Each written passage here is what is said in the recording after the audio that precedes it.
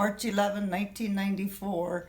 I was driving home from an event at our church, Countryside Mennonite. It was dark. The car. My friend says that there was a car that came toward us and flashed his lights, and she said she looked at me and said, "I wonder why he did that." And she said the words were no sooner out of her mouth than she knew what it was, because all of a sudden there was a horse and buggy on the road in front of her. She could do nothing to avoid the accident. But I was the passenger, my friend was driving, and the horse obviously hit my side of the car. He flew over the car, and my brother Andy and his wife and their 2 young kids were behind us, and they stopped. I mean, Andy didn't recognize the car. I've been told, because I have no memory because I was in a coma for 50 days.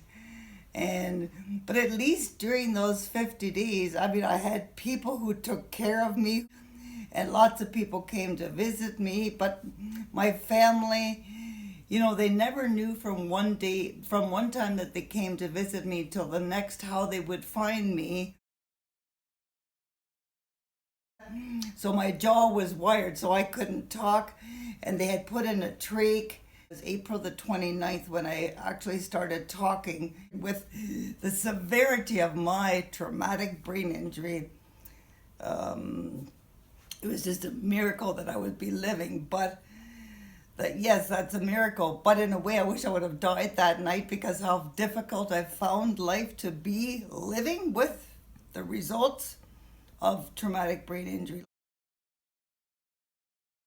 What they call the frontal lobes, which is your cognitive and judgments, and I've learned a lot about the brain. I mean, I've always wished that they could do something to fix my brain, because it's the body's main computer, and yet they tell me there's nothing they can do to fix it. I just have to live with it, and live with it I do. But the curves that it throws me, it's a learning experience. I mean, every day is a learning experience. I realize now that 90% of what I did in a day, I did without thinking. I was programmed that way, right? And now I have to think about everything that I do. So I was admitted to the hospital on March 11, 94, as an overweight Mennonite lady, and then weight happens to be another problem that challenges me. And then I left it was July the 29th when I walked out of that hospital.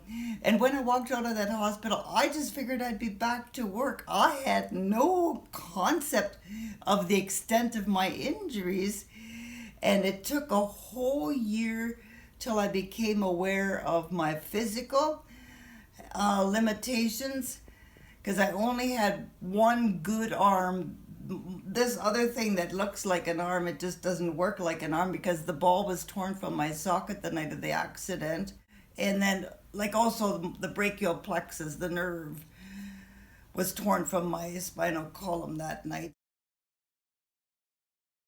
My reason for actually meeting Dr. Tom and Sarah here in Elmira, well, it's nothing like saying that I'm thankful for that particular fall, but I first went to a massage therapist.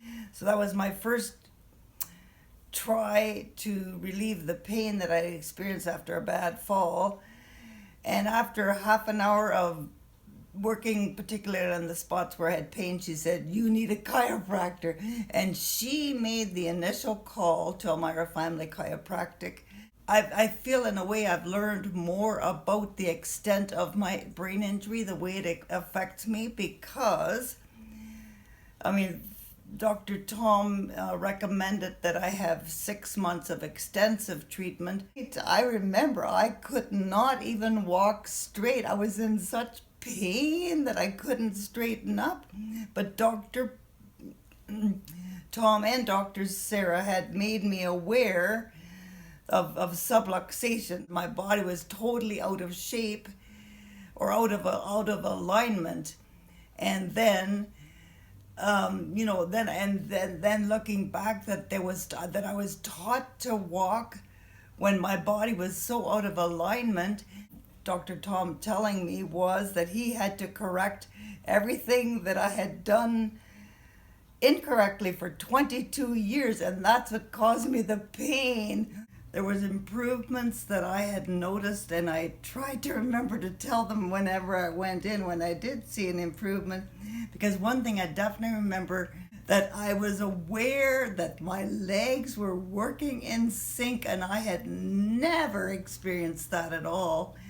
And another thing was, when I walked, I tried to walk streets with an sidewalks along streets where there was an incline, hoping that maybe I would burn more calories.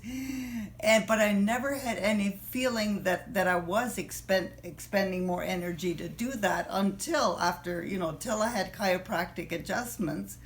And then I was aware, wow, I can feel the effort it's taking me to walk this incline. I feel it's opened up passages to my brain, because I seem much more aware of certain things. Like, for example, when my brother picked me up the other day, I said, "Is it humid today?" And he said, "Yes." And I said, "Well, for the first time, I'm feeling humidity."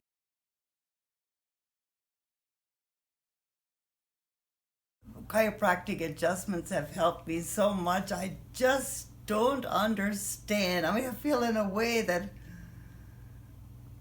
why did they teach me to walk when my body was so out of alignment? And in a way, I feel I want to somehow connect with the Ontario Brain Injury Association, OBIA, and let them know what I have experienced personally with the chiropractic adjustments, how they have helped me. And because I just think there must be other people out there with traumatic brain injury who would benefit from having this kind of treatment.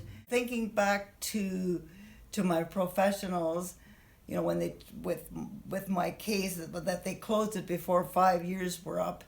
They basically had told me that with brain injury, the major improvements are in the first 3 years. And so I felt, in a way, they just had given up on me. They said that I had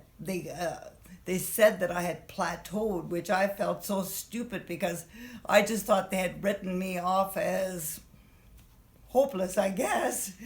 And then in a way, I do feel now that with my chiropractic appointments, it has given me a new lease on life and made me more optimistic about what I actually might experience in a positive way as I go forward.